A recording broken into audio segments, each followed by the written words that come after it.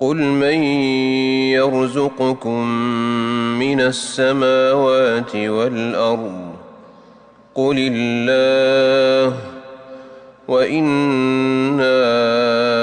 أو إياكم لعلى هدى أو في ضلال مبين قل لا تسألون عما أجرمنا ولا نسأل عما تعملون قل يجمع بيننا ربنا ثم يفتح بيننا بالحق وهو الفتاح العليم قل أروني الذين ألحقتم به شركاء كلا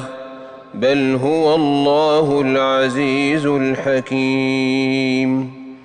وما أرسلناك إلا كافة للناس بشيرا ونذيرا ولكن أكثر الناس لا يعلمون ويقولون متى هذا الوعد إن كنتم صادقين قل لكم ميعاد يوم لا تستأخرون عنه ساعة ولا تستقدمون